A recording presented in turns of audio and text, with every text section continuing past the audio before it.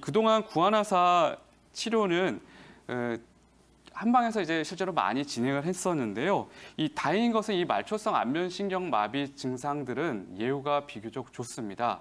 초반에 3, 4일 동안 병이 급격히 진행이 되고 15일 내로 증상이 서서히 남은 증상들까지 나타나게 되는데요. 그 이후에 수주에서 수개월에 걸쳐서 조금씩 호전을 하게 되고 대체로 1년 전으로 해서 자연적으로 회복하는 경과를 보이게 됩니다. 그러나 경우에 따라서는 이 증상 자체가 완벽히 다 회복되지 않고 후유증을 남기는 경우가 많습니다. 그래서 또 뇌 문제로 발생한 중추성 안면신경 마비일 가능성도 있기 때문에 일단 이 병이 발생을 하면 한의원에 찾아서 진찰을 받아보는 것이 먼저일 것이라고 생각이 들고요. 특히 이 구안화사 안면신경 마비 증상은 발병 후 4일 이내에 치료를 했을 때 가장 빠른 회복을 할 수 있고 또 후유증을 예방할 수 있기 때문에 이 시기를 놓치지 않는 게 가장 중요할 것으로 보입니다. 신경외과 가게 되면 이제 앞서 말씀드린 것처럼 이게 원인이 잘 나오지 않기 때문에 이 원인을 더 밝혀내기 위해서 계속 검사를 하는데 시간을 소비할 가능성이 많습니다. 그러다 보니까 오히려 더 적절한 치료 타이밍을 놓칠 수가 있습니다. 그래서 한의원에 먼저 방문하시는 게 더 우선일 것 같고요.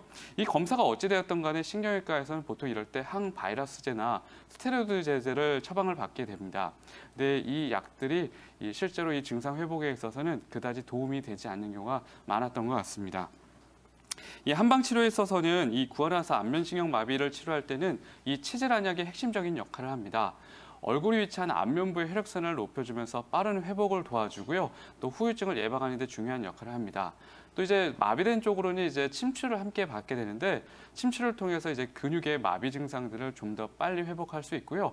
단전을 중심으로 해서 이제 왕뜸 치료를 해서 몸의 혈액순환을 더 촉진시켜 주기도 합니다.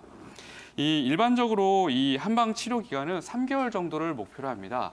첫 달에는 이제 얼굴에 삐뚤어진 눈가입이 제자리를 찾을 수 있도록 도와주게 되고요. 이 2달이 경과하게 되면 이제 움직임이 보다 이제 좀 자연스러워지기 시작을 합니다. 이제 3번째 달이 되게 되면 그때부터는 떨어졌던 감각들이 회복이 되면서 치료가 사실상 이제 마무리가 되게 됩니다.